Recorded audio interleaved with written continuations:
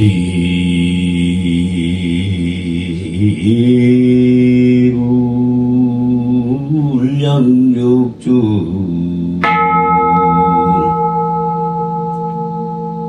이불육주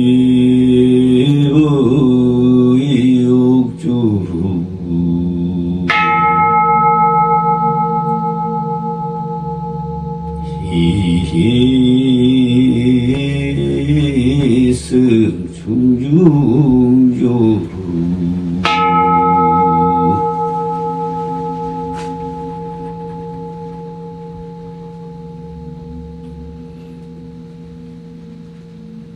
안녕하십니까. 반갑습니다.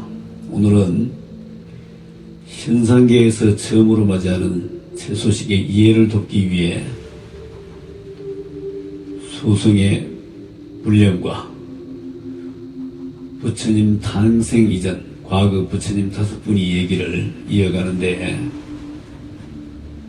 중재자는 불령 어른이 할 것이고 소승이 이끌어 나갈 것입니다. 이 내용은 현상계에서 불려지는 초기 불교에 해당하는 시기에 있었던 역사적이고 사실적이었던 내용들을 알아보고 공부 도구로 활용하도록 하겠습니다.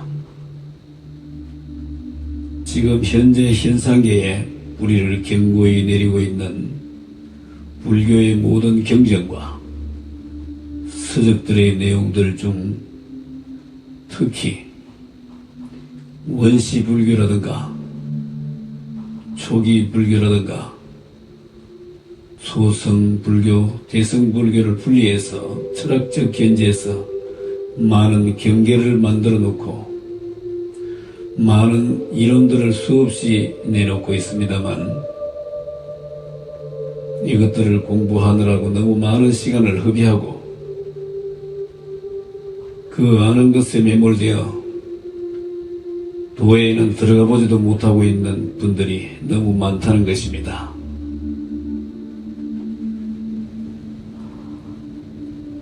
나중에 알게 되겠지만 소승이 보기에는 5%에도 못 미치는 초기 불교의 진실을 자양분으로 깔고 말제주꾼들이 구상한 이론을 만들어 더 씌우기를 계속 하고 있기 때문에 그나마 그것마저 조금씩 희석되어 가고 도의 목적지를 점점 돌아가게 하는 것이 아닌가 하고 생각을 해봅니다.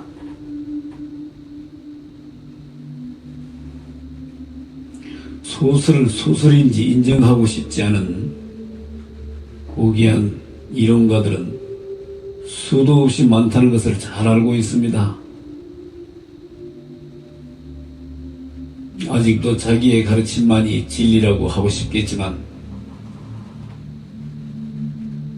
진리란 말 잘하고 많이 아는 곳에 있다고 착각하고 계시는 분들이 적지 않음을 많이 볼 수 있습니다만, 정진을 하여 좀 더 안으로 잘 들여다보면 어떤 가르침은 차라리 가르치지 않는 것이 진리였다는 사실을 알 수밖에 없을 것입니다. 예를 들어 한번 생각해 볼까요? 천상천하 유화독존을 한번 생각해 봅시다. 대덕 큰 스님들이나 불자 여러분들 중에 이 문구에 대한 법문을 하시거나 들으시고 어떤 생각이 제일 먼저 떠오르시던가요? 옛날에 어느 추종자 소설가들의 뜻이 담긴 글은 좋으나 현상계에 한 말씀 하신다는 무스님들은 조금도 의심 없이 눈도 못 뜬 어린 아기가 몇 발자국 앞으로 나아가서 한 손은 하늘을 향하고 한 손은 땅을 가리킨다는 설법을 지금도 태연히 하고 있는 게 사실입니다. 또한 그 스님의 추종자들은 그것을 배워서 좋아하고 훌륭하고 멋진 스님의 진리의 가르침을 받았다고 그날의 구도자들은 흐뭇해 하시겠죠. 아마도 그 구도자들은 태어나자마자 걷고 하늘을 손가락으로 가리키고 땅을 손가락으로 가리키는 참으로 이해할 수 없는 불가사의한 능력을 가진 분을 알게 되었겠지만 어느 누가 설법자에게 반문해 보신 적 있으십니까? 만약 반문해 봤다면 답은 어떤 것이었을까요? 이 말을 믿어야 될지 믿지 말아야 될지 아리송하게 알고 있다가 먼 훗날 본인도 그렇게 후배들에게 가르치겠죠. 여러분들 가정에 아이 한번 안 낳아본 가정이 있을까요? 갓 태어난 아기를 다들 보셨을 것입니다. 참고로 말씀드리자면 그 아이와 내 아이는 무엇 때문에 그렇게 다를까요? 아니면 내 아이는 그렇게 못하니까 바보일까요? 여기에 대한 답도 나중에 부처님과 대화하면서 왜 이런 말이 나오게 되었는지 흥미 위주가 아닌 그때 그 상황을 속 시원하게 얘기해 드리겠습니다. 사실 조금의 근거는 있습니다. 궁전 기록에서 말입니다. 그러나 소성이 이 사실을 얘기하면 아마도 실망이 크실까 걱정입니다. 진리란 진짜 이치를 말함인데 불교인이라면 다들 이런 문제를 생각해 본 적이 있었을 것입니다. 종교라는 게 그렇잖아요. 눈에 보이지도 않고 상대가 확인할 수 없는 것이다 보니 도인이든 또한 어리석은 지도자이든 그분의 말이 곧 그 종교의 신을 대변하고 진리를 설파한다고 믿을 것입니다. 그렇다 보니 그 믿음과 존경심으로 어느 종교든 종교의 목적인 깨달음의 장이라고 믿고 구도자들은 참여하겠지만 그 구도자들을 이익을 추구하는 대상으로 몰아가는 경우가 있다 보니 종종 엉뚱한 진리를 펴나가게 되고 이상한 집단의 주인공들이 자연스럽게 되는 것이 아니겠습니까? 이런 종교인들을 눈여겨보고 있는 현명하고 눈밝은 중생들은 이분들을 하찮은 벌레보다도 더 징그러워하고 더 더러워하고 발길을 돌리는 경우가 허다하다고 들은 적이 있습니다. 다는 아니겠지만 중요한 집회 때 지도자의 자질을 발휘해 자기 자랑과 흥미 위주의 설법으로 아까운 시간을 다 보내고 돌아가는 경우가 있었는데 너무 화가 나고 실망스러웠다고 하소연하는 분도 본 적이 있었습니다만 시공간에서 가장 정화된 정신세계의 극치를 보여주는 이 도라는 이 길은 원하는 마음을 내려놓기만 하면 길 없는 길, 무한한 길 위에 서게 됩니다. 그러나 오히려 이것저것을 원하는 에너지들이 다 모여 활동하다 보니 자기 집을 찾아가는 길마저 잊어버리는 것 같아서 아쉬움이 큽니다. 자, 그럼 끊어진 다리를 다시 복구하기 위해서 본론으로 돌려보도록 하겠습니다. 기존 초기 경전을 두루 살펴보면 부처님 탄생과 그 시절에 부가적인 생활상 등 또한 팔상성도에 나오는 내용이라든가 부처님의 탄생 과정, 성장 과정, 궁을 뛰쳐나가게 된 동기, 궁을 나가서 네 분의 스승님을 어떻게 만나고 어떻게 헤어지고 또는 도를 성취하는 과정, 부처님의 설법 과정이나 돌아가시는 과정 등을 많이 기록해서 나온 것 중에 전 세계적으로 공통된 것을 들자면 초기 불교에서 보여주는 내용들은 크게 다르지 않음을 알 수 있는데, 아이러니하게도 아무리 구전으로 내려온다 치더라도 이렇게 부분만 내려올 수 있느냐 하는 것입니다. 물론 부처님 인멸 후 7, 800년 후에 기록을 시작해서 지금도 계속 진행 중에 있지 않나 여기겠습니다만, 별다른 확인 없이 여태껏 이론으로 정립되어서 이것을 전 세계적으로 인정하면서 이론으로 사용하고 있는 것은 부인할 수 없는 내용입니다. 그렇지만 이 사실이 너무나 많이 왜곡된 점들이 적나라하게 드러난 이상 새롭게 이정표가 세워져야 할지는 부처님들께서 시절 인연의 에너지를 어떻게 조절하실지 소선도 아직 상의를 해보지는 못했습니다만, 아마도 이 문제를 위해 어른들이 그냥 둘 수도 없는 중대한 기로에 서지 않을까 해서 염려는 됩니다. 오늘도 부처님과 대화를 할 것인데,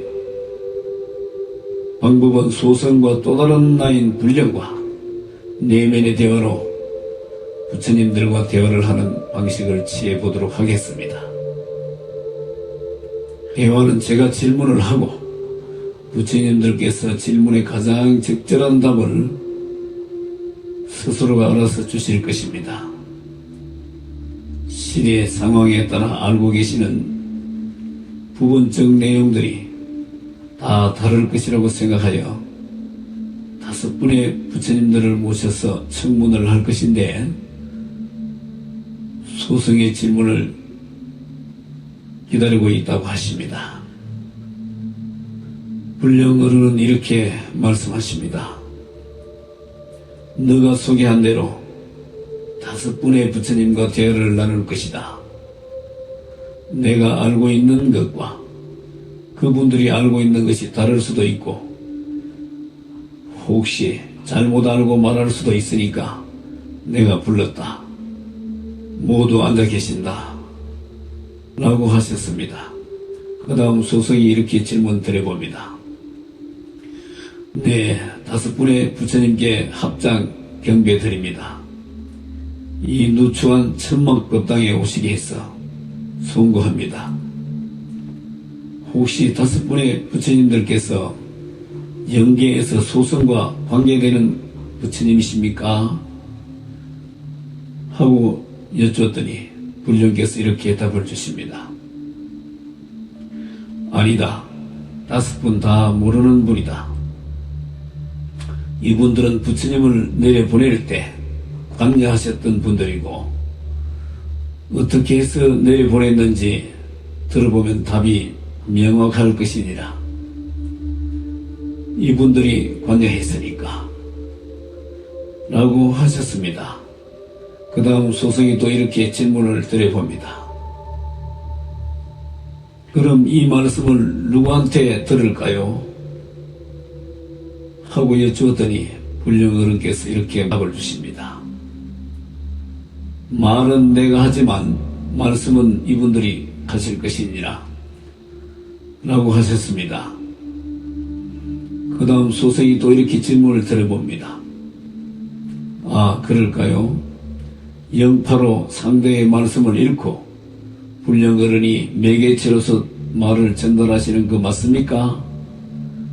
라고 여쭈었더니 이렇게 답을 주셨습니다. 그러니라 이 방법이 좋은 방법이다 라고 하셨습니다. 그 다음 소승이 또 이렇게 질문 드려봅니다. 그러면은 부처님 탄생하시기 전에 부처님의 부모님 관계는 어떻게 설정되으셨는지요? 왕가의 장남으로 육화되셨지 않습니까? 하고 여쭈었더니 이렇게 답을 주십니다.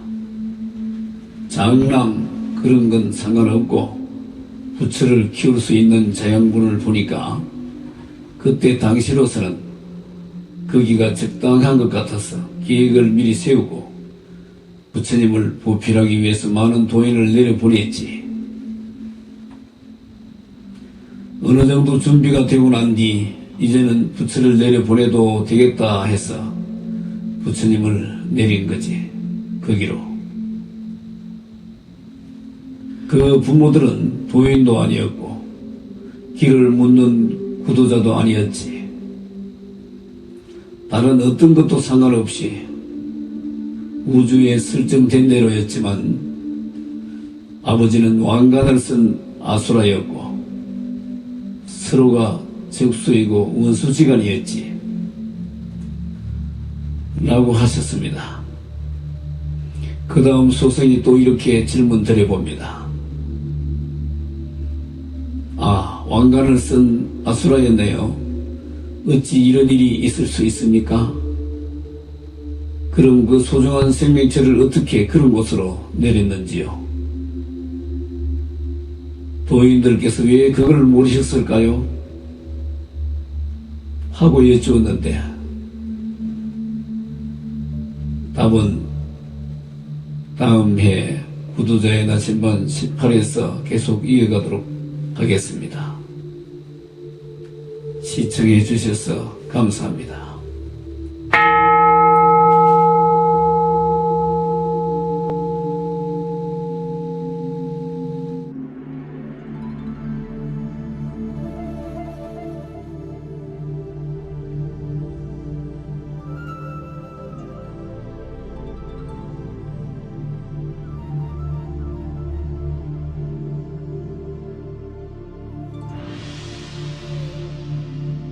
나는 천명을 받고 이 땅에 왔습니다.